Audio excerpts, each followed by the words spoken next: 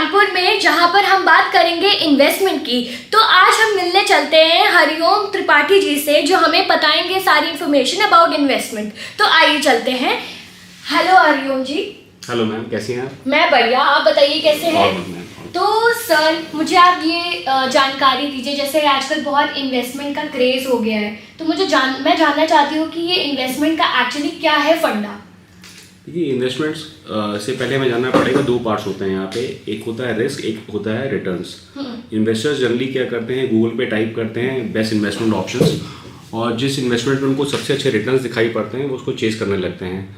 मगर वही छोटी सी बात भूल जाते हैं कि higher the returns higher the risk. जिस चीज़ में रिटर्न्स ज़्यादा है उसमें रिस्क भी कहीं ना कहीं इन्वॉल्व है। तो हमारा एज काम होता है कि हम पहले देखेंगे कि उसमें रिस्क कितना है, रिटर्न्स हमारे लिए सेकेंडरी चीज़ हो जाती है। ओके, तो ये जो आपका रिस्क आप बता रहे हो, आप मुझे ये बताओ कि कौन कौन से टाइप के हमारे इन्वेस्टमेंट्स होते हैं। तो जो हमारी एक्सपर्टीज़ है वो हमारी एक्सपर्टीज़ होती है म्यूचुअल फंड्स में। म्यूचुअल फंड्स का जनरल लोगों का परसेप्शन होता है कि म्यूचुअल फंड्स बहुत रिस्की होते हैं। तो हमारा ये कहना होता है रिस्क तो हर जगह इन्वॉल्व होता है। अब हमें ये देखना होता है कि इन्वेस्टर के अकॉर्डिंग कितना वो रिस्क ले सकता है। तो म्यूचुअल फंड्स की बहुत सारी कैटेगरीज होती हैं। कुछ म्यूचुअल फंड्स होते हैं जो शेयर्स में पैसा लगाते हैं, कुछ म्यूचुअल फंड्स होते हैं जो गोल्ड में भी पैसा लगाते हैं, म्यूचुअल फंड्स बैंक की एफडीआर्स में भी पैसा लगाते हैं, और म्यूचुअल फंड्स प्रॉपर्टीज़ में भी पैसा लगाते हैं।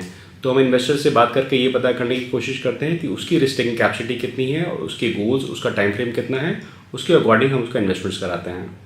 ओके, तो ये जो इन्वेस्टमेंट अगर मैं करती हूँ तो आप मुझे थोड़ा बहुत एक्सप्लेन कर सकते हैं, क्योंकि मेरे को तो कोई ज़्यादा नॉलेज है नहीं और हमारे व्यूअर्स को भी बिल्कुल भी कोई नॉलेज नहीं है ज़्यादा, क्योंकि कानपुर में इतने सारे अवेयर नहीं है कि इन्वेस्टमेंट उनको क्या एडवांटेज दे सकता है, क्या नहीं दे सकता है। तो मैं आपसे थोड़ी बहुत जानकारी ये जानना चाहूँगी कि क्या एडवांटेज है, कितना ज़्यादा इम्पोर्टेंस प्ले करता है ये हमारी लाइफ में इन्वेस्टमेंट प्लान। शुरुआत ऐसे करते हैं कि फॉर एग्जांपल आपने आज 1 लाख रुपए की बैंक में फिक्स डिपॉजिट्स किया है। जब आप 1 लाख रुपए के बैंक में फिक्स डिपॉजिट्स कर रहे हैं एज ऑन 2023 में, तो 1 लाख रुपए आपको शायद 1 लाख का 1,07,000 रुपये ईयर एंड पे दे रहा है। अभी 7,000 रुपये का जो आपको इंटरेस्ट मिला है, इस पर कुछ टैक्सेस भी पड़ते हैं डिपेंडिंग ऑन कि आप 20% 30% टैक्स ब्रैकेट में हैं। तो ये इनफैक्ट आपको 7,000 भी पूरा नहीं मिलेगा, इसमें भी आपको 2 से 3,000 रुपये टैक्सेस पड़ जाएंगे। तो पोस्ट टैक्स आपको 1,07,000 नहीं 1,05,000 के आसपास मिलेंगे। जो चीज़ आज आपको 100 रुपये की मिल रही है या 1 लाख रुपये की मिल रही है, अगले साल वो चीज़ ड्यू टू 7-8% इन्फ्लेशन रेट वो अगले साल 1,08,000 की हो जाएगी। और आपने जो फिक्स डिपॉजिट्स किए थे वो 1,05,000 तक पहुँचे हैं। आपको लग तो रहा है कि आपका पैसा बढ़ गया है, 1 लाख से 1,05,000 पहुँच गया है, मगर एक्चुअल में ड्यू टू इन्फ्लेशन वो कम से कम आपका अमाउंट बैंक वाला 1 लाख का 1,08,000 होना चाहिए। तो आपका पैसा तो बढ़ रहा है मगर उसकी परचेजिंग पावर डिक्रीज हो रही है। तो सर, अभी तक तो मुझे काफ़ी नॉलेज हो गई है इन्वेस्टमेंट के बारे में। मैं भी जानना चाहती हूँ, क्योंकि मैं भी थोड़ा इंटरेस्ट शो कर रही हूँ इन्वेस्टमेंट करने में, क्योंकि मुझे बहुत ज़्यादा एडवांटेजेस दिख रहे हैं इसमें। तो आप मुझे थोड़ा सा ब्रीफ करोगे कि मुझे कैसे स्टार्ट करना चाहिए, क्या रहेगा एजेंडा, और मेरा गोल कैसे प्लान होगा। आप थोड़ा मुझे ब्रीफ कर दो उसके बारे में। आप ही की तरह बहुत सारे लोगों का यही क्वेश्चन होता है कि इन्वेस्टमेंट कहाँ करें। तो मेरा उनसे जवाब ये होता है कि इन्वेस्टमेंट कहाँ करें से पहले ये क्वेश्चन होना चाहिए इन्वेस्टमेंट क्यों करें। तो इन्वेस्टमेंट करने से पहले हमको पूरा एक इकोसिस्टम बनाना पड़ेगा। जैसे कि जब हम क्रिकेट खेलने जाते हैं तो हेलमेट पहनते हैं, ग्लव्स पहनते हैं, उसके बाद हम क्रिकेट खेलते हैं, क्योंकि एक इंजरी और ज़िंदगी भर हम क्रिकेट नहीं खेल पाएंगे अगर हमें लंबी इनिंग्स खेलनी है। इसी तरीके से इन्वेस्टमेंट करने से पहले भी हमको एक पूरा इकोसिस्टम बनाना चाहिए। उस इकोसिस्टम में सबसे पहली चीज़ आती है हेल्थ इंश्योरेंस। अगर आपके पास हेल्थ इंश्योरेंस नहीं है तो आपने कितना भी पैसा जोड़ लिया तो इन केस ऑफ इमरजेंसी अगर आप हॉस्पिटलाइज होंगे तो सारा पैसा आपका चला जाता है टुवर्ड हॉस्पिटल बिल्स। तो सबसे पहली चीज़ होती है हेल्थ इंश्योरेंस। सेकेंड चीज़ होती है term life insurance. Term life insurance वो चीज़ होती है कि आपके ना रहने पे घर वालों की लाइफस्टाइल मेंटेन रहे, उनके जो सारे खर्चे हों वो मीट आउट होते रहें। तीसरी सबसे इम्पॉर्टेंट चीज़ होती है आपके पास एक इमरजेंसी फंड होना चाहिए। ड्यू टू आपकी अगर आप मान लीजिए आपकी जॉब नहीं रहती है, आपका बिजनेस अच्छा नहीं चल रहा है, तो कम से कम साल 2 साल के खर्चे आपके पास बैंक की फिक्स डिपॉजिट्स में होने चाहिए। ये तीनों चीज़ें अगर आपकी पहले हो जाएंगी, health insurance, term life insurance और इमरजेंसी फंड, ये तीनों चीज़ें फुलफिल हो जाती हैं। उसके बाद आप बात करेंगे कि अब इन्वेस्टमेंट कहाँ करना है। वो इन्वेस्टमेंट म्यूचुअल फंड्स में हो सकते हैं, वो पीपीएफ में हो सकते हैं या किसी भी दूसरे एसेट क्लास में हो सकते हैं। तो पहली चीज़ तो एक इकोसिस्टम बनाइए। इन्वेस्टमेंट कहाँ करना है, ये एक सेकंड क्वेश्चन है।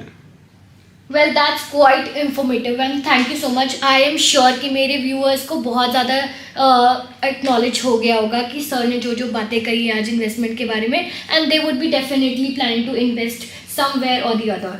ऑल्सो आप मुझे बताएंगे कि वाई म्यूचुअल फंड, कि mutual fund why it is necessary and what it is exactly. तो थोड़ा बहुत आप मुझे इससे भी ब्रीफ कर दो। जनरली लोगों का ये मानना होता है कि म्यूचुअल फंड्स जो है वो इन्वेस्टमेंट करते हैं टुवर्ड्स इक्विटी मार्केट। ये एक परसेप्शन है उनका।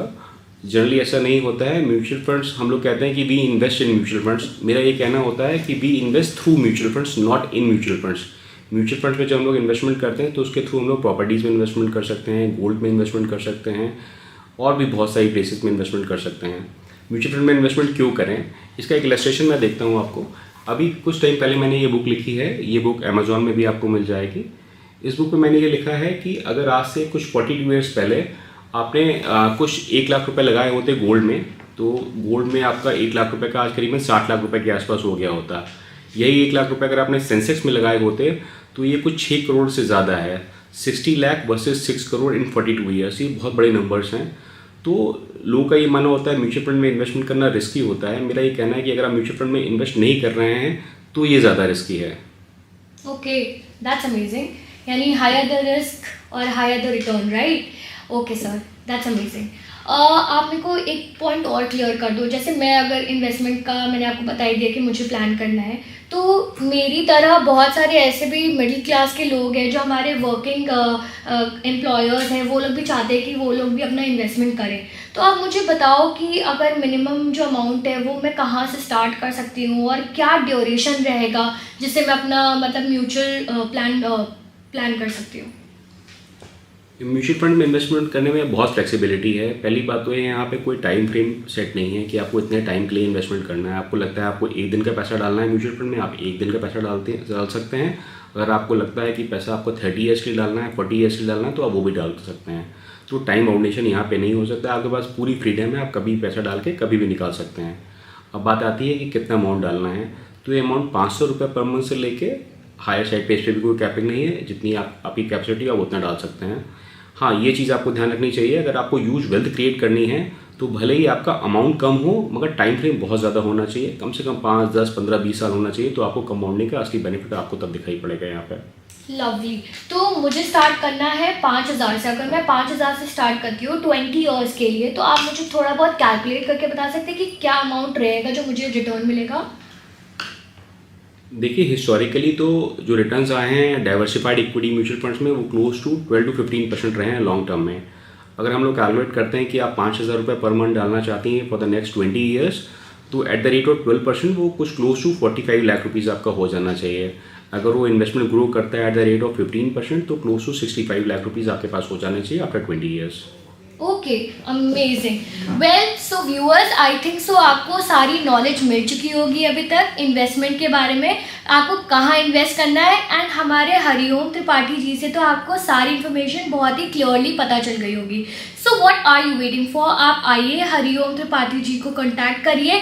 इनका नंबर एंड इनका एड्रेस सब कुछ हम लोग अवेलेबल कर देंगे आपको कैप्शन में, वहाँ जाके आप रीड कर सकते हैं। And definitely I would love to say कि आपको म्यूचुअल फंड में इन्वेस्ट करना बहुत ही ज़्यादा ज़रूरी है for future growth and everything.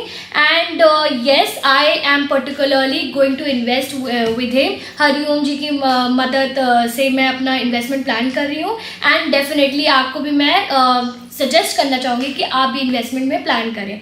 Thank you so much. Hariom ji, आप कुछ कहना चाहते हैं अपने व्यूअर्स को? Thank you so much ma'am. और मैं फिर से वही बात रिपीट करूंगा कि आपको पहले एक इकोसिस्टम पूरा बनाइएगा, पूरा इकोसिस्टम बन जाए, उसके बाद आप म्यूचुअल फंड या किसी भी दूसरे एसेट क्लास में इन्वेस्टमेंट करिएगा। Thank you so much.